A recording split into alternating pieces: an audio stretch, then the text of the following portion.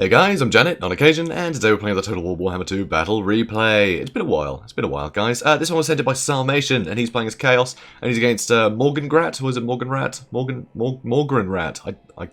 I can't remember. Anyway, it's something like that. Good player, though. Hell of a good player. And he's playing as Beastmen, so it's going to be tough. I think this can be it's a matchup that can go either way, for sure. So here, this is actually a really nice formation. You see, he's got the Chaos Trolls, some really good armor piercing, along with the Chaos Warriors, clearly expecting a lot of Bestigors. And on this side, he wanted to just go some standard Chaos Warriors and Mirror Guard, but he's got the Word Spawn to sunder armor. So he doesn't need as much armor piercing on this side, because he can just sunder the armor and then use his non-AP guys to better effect against things like Bestigors, but they're still going to hold out. All this stuff is still going to hold out against, you know, just Ungors or whatever, just cheaper units. They'll still do fine. You know, they've got plenty of armor. You need the Bestigors for the armor piercing.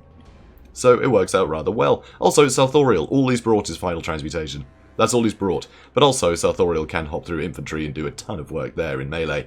You know, very good attack animations. They'll just dive through stuff. Very useful for dealing with a lot of infantry. He's also got a ton of Marauder Horsemen. So he has, where are they? There we go. Another two over there. So he's got 4 units of Marauder Horsemen. And that missile damage doesn't need the armor piercing because he wants to deal with Centaurs with these guys. Or, if there are no Centaurs, they can just whittle down anything that can't catch them. You know, it's only Centaurs that can chase these guys. But Centaurs will mess them up if they catch them, so they've got to be careful. Even the Throwing Axe variant will mess up Marauder Horsemen if they get the charge on the Marauder Horsemen. So that is scary. Also, Chaos Warhounds with Poison, with Chaos Knights with Lances, so very good charge bonus. These guys are very effective. Again, a ton of armor, so very scary stuff, but ton of armor piercing here. So it is the big Bestigor rush, but I really like his Lords and Hero choices here, which we'll get to. So here you can see he's got Centaurs with Throwing Axes 4, so it's 4 cav versus 4 cav. If the Centaurs can catch the Marauder Horsemen are screwed, but just throwing axes and javelins at each other, it tends to work out very favourably for the Marauder Horsemen. They get much better sort of cost-effective exchanges.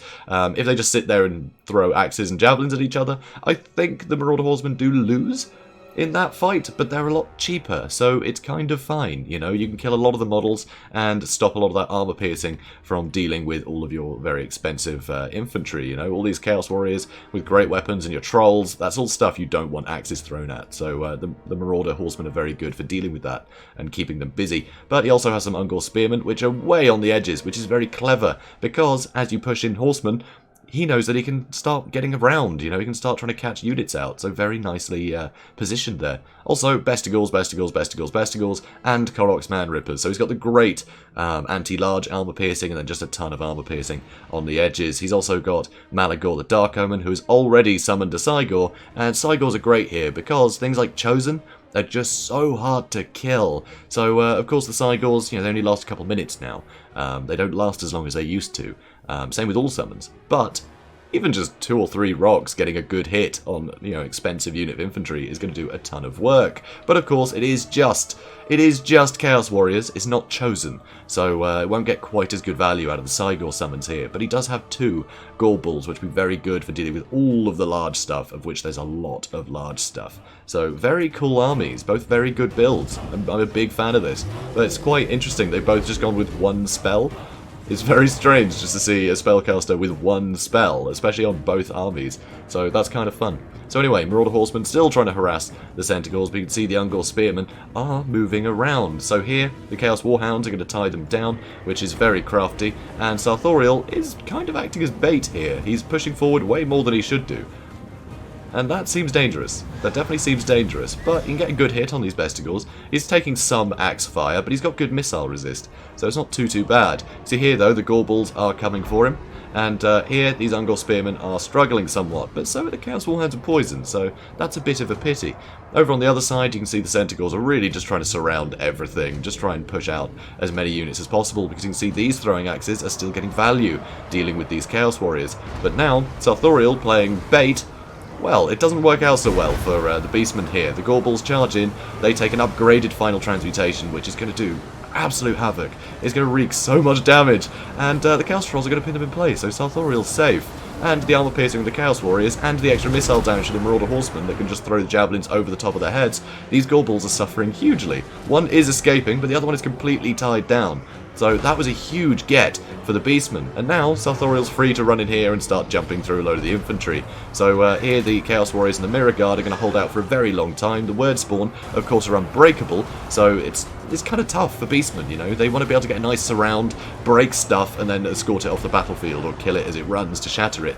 And that's kind of how Beastmen play. But if you've got a load of unbreakable units anchoring very high leadership units on one side, and then the other side is all damage, he knows that this is going to hold out for a very long time, and these units have more damage than the enemy. They're going to break the Beastmen before the Beastmen can break them, so it's very well played here.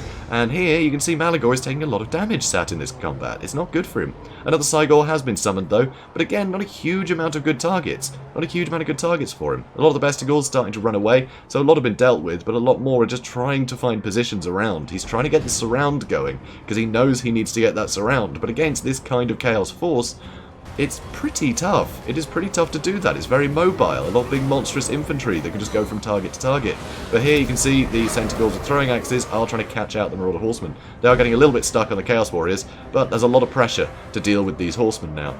And these Chaos Knights with Lances, looks like they're repositioning. The Trolls, not in combat just yet, and Sartorial is still wreaking havoc to these Bestigors. And they're not immune to psychology. Cygor just died, he's run out of time. Not sure how many kills he managed to get, but he was throwing rocks at these Chaos Warriors that seem to have been finished off pretty quickly, surrounded by Centaurs with throwing axes and Bestigors dealing with them. It's pretty rough. They were caught out pretty much on their own there, and that's basically what the Beastmen need to do, just catch units on their own. So these odd few units that are sort of scattered about, those are the targets. You know, this is going to be lost, whatever. You just need to finish off what you can, and you can come back in numbers against this, because you're going to need that. You need the numbers to hold out against such a sturdy force, and it is very sturdy. I mean, all the Word Spawn, loads of AP from the Chaos Trolls, and mass, so cycle charging isn't as effective, and it's very tough. But here you can see the Chaos Knights are trying to get into Malagor here. So nice charge into Malagor, doing some serious damage, and you can see the Centaurs with throwing axes are going to try and come in, because huge value to be got from these Centaurs with throwing axes against these very expensive, heavily armoured targets. So very nice to deal with those knights quickly. So again, things are very split up, but the Chaos, they don't quite have the manoeuvrability. You know, the infantry is all fairly close, and of course the Centaurs can just react to anything very, very fast. So the Gorbel getting chased a little bit, but that basically left the Mirror Guard exposed, so they get attacked, and so he needs to pull back to keep these guys safe. He needs to keep these guys anchoring his line. He needs to keep that, but he is doing some damage to the Gorbel, but he's a bit stretched. You know, got to focus on one thing at a time, really. So these guys are pulling out, trying to get rid of these Chaos Warriors that are secluded. Over on this side, it's an absolute nightmare for both players here, because Final Transmutation really punishes you for blobbing up, but the numbers are definitely on the Beastman side here, and that did manage to get rid of the Chaos Knights, I think. Nope, they're still going, still just going, but Malagor is out. So big damage on both sides, and it looks like these Chaos Knights have had it. So now that they've had it, Sartorial is stuck fighting a ton of throwing axes. They can get some great value. The Bestigors are returning, so they can get some good damage into him, and he's completely on his own. And the fastest units, they could try and get in here and help, but that means the Mirror Guard is just going to be on their own. And the Mirror Guard, with their huge melee defense of 58, are so pivotal for keeping their lines in check, you know? Everything else has pretty poor leadership, and with this much cavalry, just rear charges, getting nice surrounds on things is too easy. You could break Chaos Trolls too fast without having these extra anchors, so you can't leave him alone, which means Sartorial kind of has to fend for himself, and that is a real problem. So, here you can see the Chaos Knights are gone. Malagor did get chased off too, and Sartorial is still trying to deal with them. Here you can see the Gorbel is charging in, and the Trolls are pushing in to try and deal with the Gorbel, but they don't get a good surround, because they're all pinned down by all these cheap spears, and that's a real problem. These aren't armoured Trolls, they only have 40 armour, so even the Ungor Spearmen will get some good value there. So that's a real pity. So the Chaos Trolls trying to do what they can, deal with the Gorbel, but now a rear charge from the Korok's Man Rippers surrounding them on this side. They're completely surrounded by anti-large now, still have throwing axes being thrown at them, and they're not going to be able to hold up against that. Sartorial is trying to come to the rescue, and honestly, if he could get in here, one more Final Transmutation, he'd win the game. But he's already used 2 overcasted ones. He only has so much magic. It's a very expensive spell, but if he can get one more Final Transmutation here, I think he wins. But it could be too little too late. You can see the weird spawn, there's only one left. Sure, he's unbreakable, but there's only one of them. Now, Chaos Trolls are broken, they're not going to be regenerating as they run, and they're just going to get chased down by these Centaurs that can easily keep pace with them. And now that actually triggers army losses. So it's just Sartorial versus the world. One more final transmutation on top of these guys, and he could win this. But that Gorbel is still healthy and still chasing him. He's suffering a lot of damage, and he's completely pinned down by these Centaurs. Gorbel gets one more big hit, and that's it. That's it. So yeah, wasn't able to blob them up enough. And that was a real problem. That was a real problem for Sarmatian. With bringing only one spell, you know, he couldn't really just sort of supplement different engagements. He couldn't just go, okay, here's a Plague of Rust to help that engagement out, here's this other spell. You know, he couldn't do that. He couldn't split up those resources. He had to use it when it counted. And, I mean, he did, but just Morgan, yeah, it's Morgan Grat. It is Morgan Grat, okay. So yeah, Morgan Grat, after that first final transmutation that just dumpstered his 2 Gorbels, he just kept everything spread out, and he focused on getting those little units that were secluded. And that's the best way to play it, I think. That's the best way to play Beastmen in this kind of fight, you know.